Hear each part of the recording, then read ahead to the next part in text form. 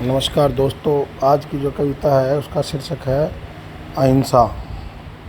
दुनिया में एक ही सत्य है, दुनिया में एक ही सत्य है, बाकी सब कुछ असत्य है।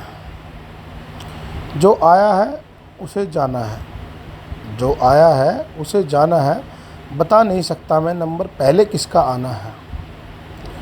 जो करना है तू कर ले आज, जो करना है तू कर ले आज, नहीं तो समय की ऐसी गिरेगी काज कि तू संभल ना पाएगा, कि तू संभल ना पाएगा और काम रह जाएगा अधूरा, और तेरा काम रह जाएगा अधूरा, और तुझे ना पता चलेगा कि कब तेरा अंत समय आ जाएगा।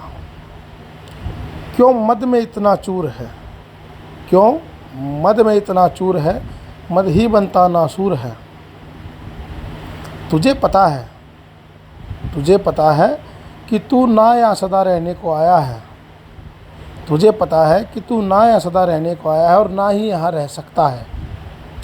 फिर भी ना जाने क्यों इंसान चुपचाप जुल्म सह सकता है और अपनी इस कायरता को नाम अहिंसा दे सकता है। तो दोस्तों, ये एक व्यंग्यात्मक कविता है छोटी सी।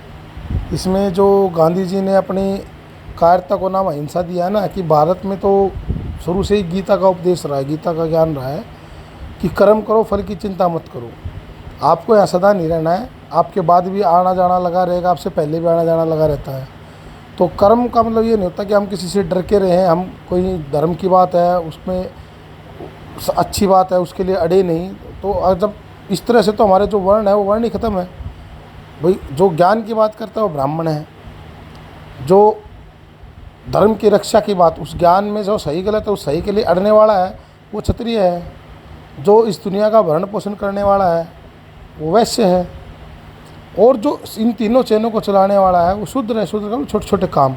अब छोटे छोटे काम क्या है कि ज़रूरतें तो सारी पूरी करनी है, कपड़े भी पहनने, कपड़े सिलवाने भी हैं, अपने को बाल भी कटवाने हैं, अपने बर्तन भी चाहिए, अपने को जो भी हमारी ज़रूरतों के बाकी जितने सामान हैं वो छोटी छोटी चेन है। वो छोटी छोटी चेन जब चलेंगी ना तो आपकी बड़ी चेन अच्छे से काम कर पाएगी। लेकिन हमारे मिसकंसेप्शन क्या डाल देगी यहाँ कास्टिज्म में कि भाई आपको तो शूद्र कहा गया तो शूद्र तो दलित है। ये गलत है, ये शब्द ही नहीं थे उस टाइम पे, दलित नाम का कोई शब्द ही नहीं होता था पुराने टाइम से। ये जब हमारे अंदर फूट डालने की राजनीति शुरू हुई ना, तब ये नए नए शब्दों को धर्मनिरपेक्षता फलाना ढिकाना ये डाल दिया गया। क्योंकि हम उन सबको पता है कि अगर हिंदू समाज अगर संगठित हो गया ना तो इस देश पे ना तो कोई राज कर सकता है और ना किसी ने कभी किया है। क्योंकि संगठित होने के बाद में ये सबसे खतरनाक है। दुनिया का सबसे महान और सबसे पुराना जो एक धर्म है, धर्म का मतलब होता है धरती पे जब हम पैदा होते हैं तो हमारे आसपास का आवरण, तो जो हमारे आसपास का जो आवरण है ना वो धर्म कहलाता है। और जो कर्म होता है वो कर का मतलब हाथ से जो हम आवरण बनाते हैं, यानी अपने कर्मों से जो हम आवरण बनाते हैं।